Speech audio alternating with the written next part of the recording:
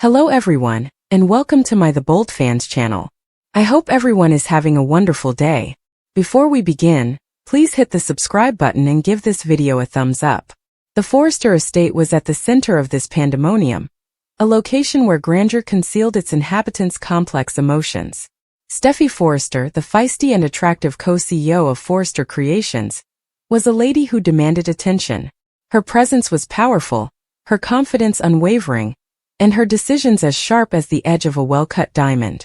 But suddenly the mansion felt quieter, its chambers echoing with an unusual silence. Steffi was gone, not permanently but for a while. She had welcomed a new life into the world, a tiny marvel that required her complete attention. The worlds of fashion, drama, and business gaming would have to wait. Steffi had been a whirlwind in the weeks before her absence.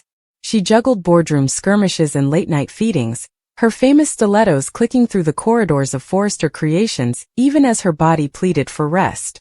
Her pregnancy had been known for some time, but she faced it with the same tenacity she did every other problem. Colleagues whispered about her stamina and refusal to slow down. "She's unstoppable," they'd say, half in amazement, half in concern. But Steffi knew something others didn't. Every time she moved forward, she was making room for the life she was about to bring into the world. A daughter and a son, a new chapter. When the time came, she walked away from the spotlight, surrendering her fitted suits for soft blankets and the constant rhythm of a newborn's requirements. Despite their wealth and glamour, the Forrester family was not immune to absence. Ridge, Steffi's father, felt it acutely. He sat in his office drawing concepts that lacked the customary flair.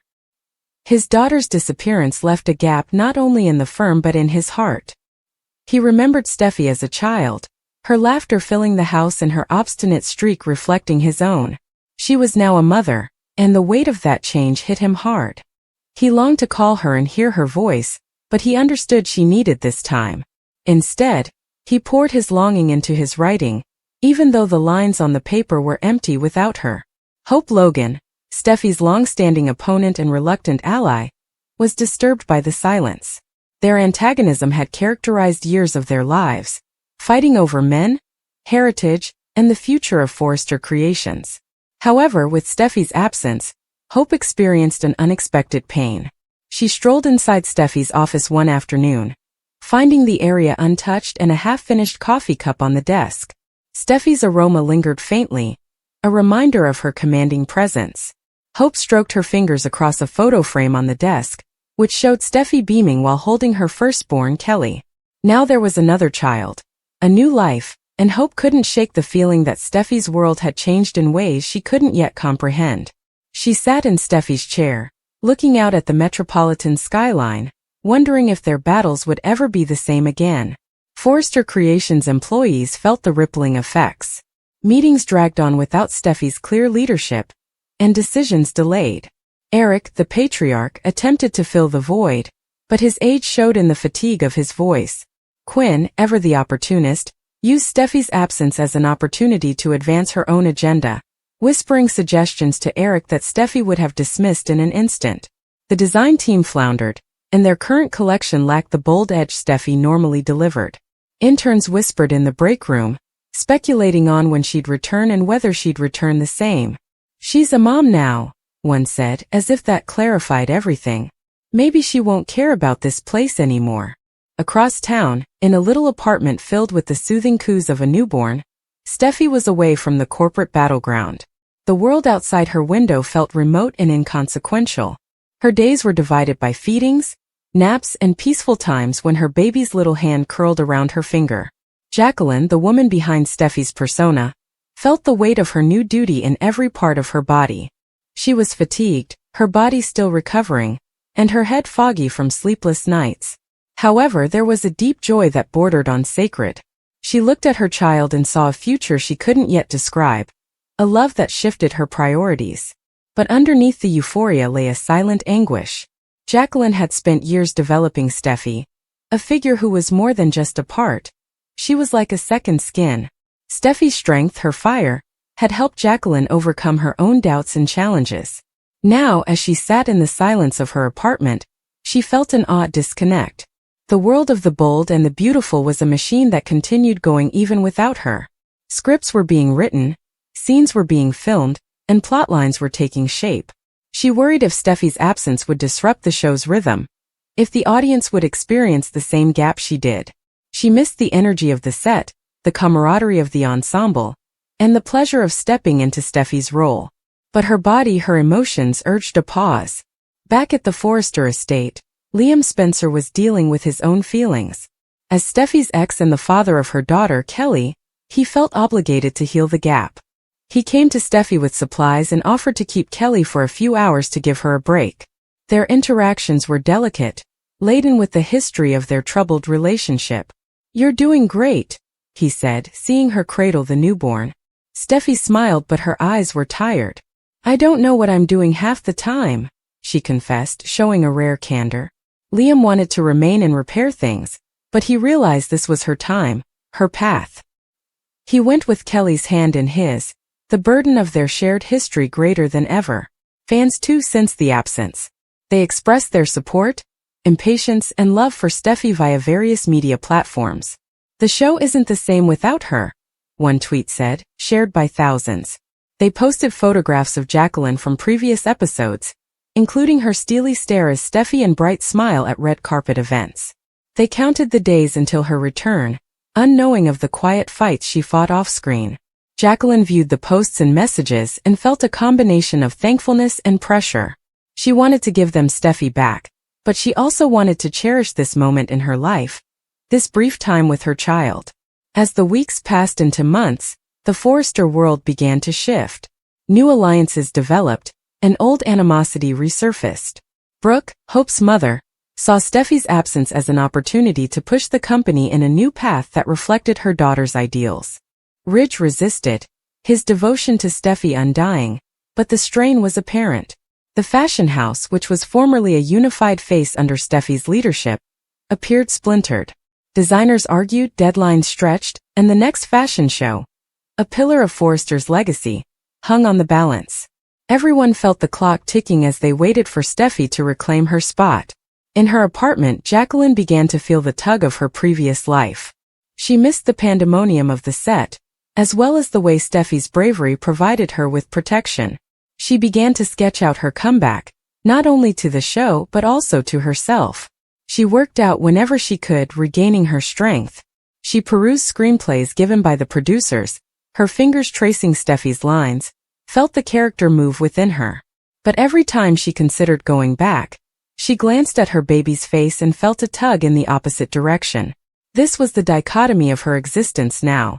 The woman who portrayed an industrial titan was also a mother, dealing with the same raw, human anxieties as everyone else. The day arrived when Jacqueline returned to the set. The group embraced her warmly, their hugs reminiscent of the family they created together. She slipped into Steffi's wardrobe, the familiar weight of luxury garments wrapping about her like a second skin. The cameras rolled and Steffi Forrester returned. Fiercer perhaps, but softened by an unseen depth. The cast noticed it, the crew felt it, and the audience witnessed it. Steffi's absence had altered her in the same way that Jacqueline's trip did. The fire was still present, but it burned with a new purpose, a quiet strength derived from love and sacrifice. The Forrester mansion sprang to life again, with Steffi's presence filling the rooms like sunlight after a long night.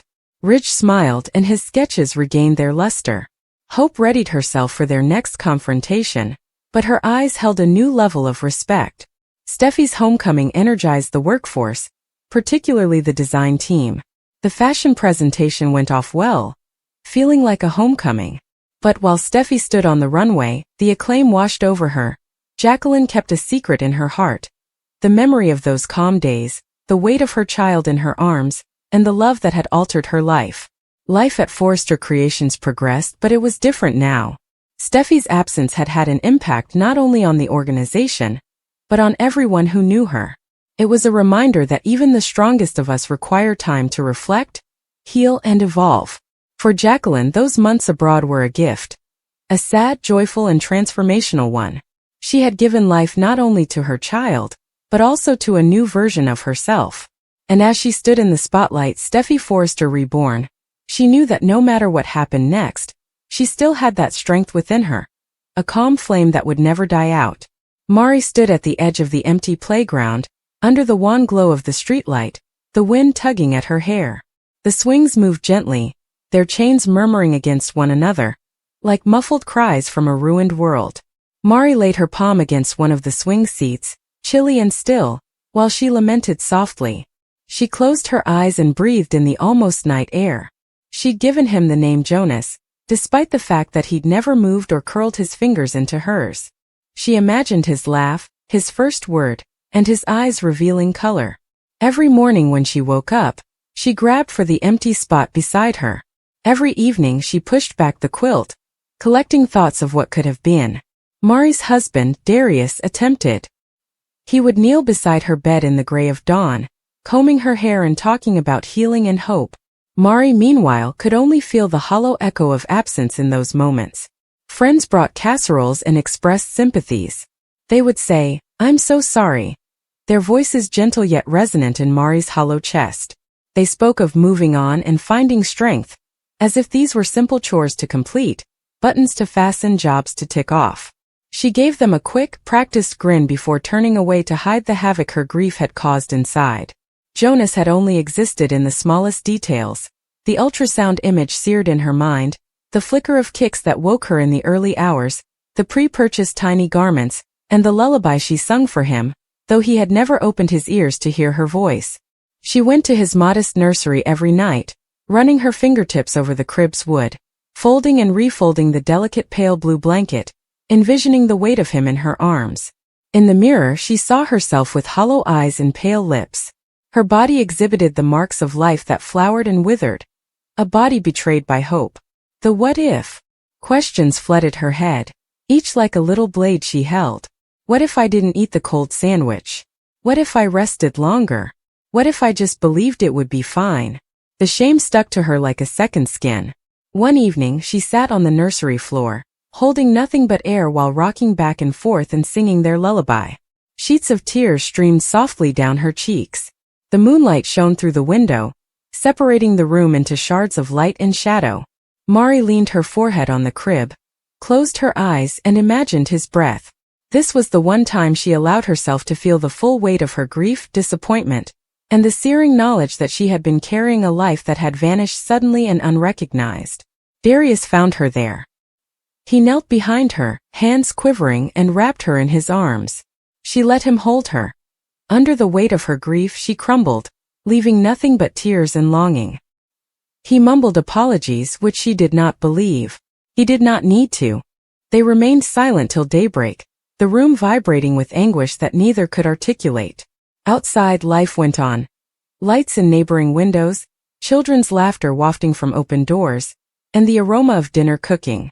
Inside, time seems to have stopped. Mari's universe shrank to a single throbbing black hole where the future should have existed. Weeks have passed. Mari attempted to step forward. She went to work, attended events, and smiled when asked how she was. "Fine," she always replied. Tasted like ash. At night, she sunk into seclusion, lured to the small chamber containing everything she had lost.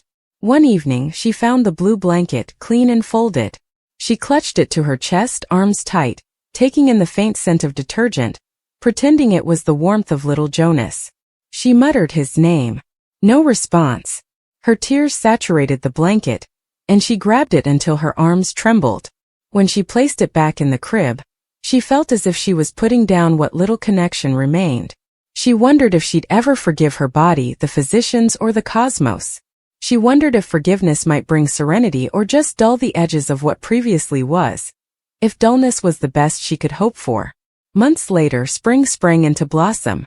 The cherry blossoms burst in delicate pink clouds, with petals drifting across pavements.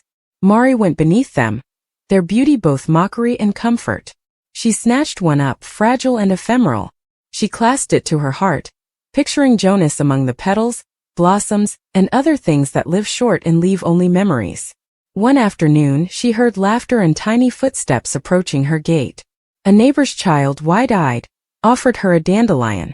Mari feigned a smile, grabbed it, and felt the dry stem between her fingers. She watched the youngster dance away, and the dandelion puff vanished with a breath. She sat on the bench in her yard, the petals falling around her, and she felt pain, yes, but also something else. A sharp pulse of yearning that perhaps someday the ache would fade into something gentler, that the memory of existence, the promise she had made, the baby in her heart, would no longer be the sharpest thing she carried. The rain fell relentlessly outside the big windows of the Los Angeles high-rise, transforming the city lights into a hazy watercolor of neon and shadows. Jacqueline MacInnes stood in her meticulously decorated nursery, her fingertips tracing the beautiful needlework on a tiny pink blanket. The room was a haven of soft pastels, with lavender walls covered with charming paintings of dancing fireflies and whispering willows, and a crib made from reclaimed oak that she'd chosen herself during a rare weekend getaway to the country. It was supposed to be a haven for her daughter, the little girl she'd envisioned after 4 rambunctious boys. Rise, Lennox, Brando, and Valor. They were her untamed kingdom, her roaring lions, and their laughter reverberated like thunder throughout their enormous mansion. But this, the 5th miracle, was to serve as a subtle counterpoint, a soothing melody to their symphonic composition. She'd announced the pregnancy in her newsletter 3 months ago, when she was nearly 7 months along, and her words were brimming with that trademark blend of tenderness and strength. A little secret we've been keeping, she'd written, her hand resting on the bulge of her belly in the accompanying photo. Elon, her husband and anchor, smiling beside her with his serene, knowing stare. Fans of the bold and the beautiful flooded her Instagram with heart emoticons and prayers, while other soap actors sent handmade onesies embroidered with Forester crests. Finally, a princess for the Ruspoli Castle, one user said. Jacqueline had giggled as she scrolled through the messages late at night as Elon slept, her body heavy with the prospect of a new beginning. But as she learned in these shadowy hours, joy was a frail thing, quickly destroyed by fate's brutal mathematics. Aria was called after the ethereal songs Jacqueline loved to chant during long shoots, her voice a soothing thread weaving through the tumult of Steffi's dramatic arcs. The baby had arrived too early, 2 weeks ago in the sterile silence of Cedars-Sinai's NICU. Aria rose ruspily, her father's dark hair already teasing the rims of her tiny, translucent ears, and her mother's intense blue eyes, wide and unblinking in that first, gasping moment. The physicians were optimistic at first. She's a fighter, they claimed, wrapping her in a maze of wires and sensors that beeped like a mechanical lullaby. Jacqueline had spent those first few days in a state of weariness and elation, pumping milk in the shadowy corners of the hospital room while Elon negotiated with the boy's nanny to keep their world stable at home. Rise 6 had drawn a picture of a newborn sister riding a unicorn through the stars. Lennox 4 had asked whether she could play soccer yet. Brando 3 and Valor nearly 2 crawled into her lap, their small hands pressing against her still soft abdomen, as if they could summon their sister with pure willpower. The shadows first appeared on the 5th night. Jacqueline awoke to the sound of her phone vibrating on the nightstand, a private line designated for family emergencies. Elon's voice on the other end was a brittle whisper, lacking of his characteristic warmth. "Come on, Jack. It's not good."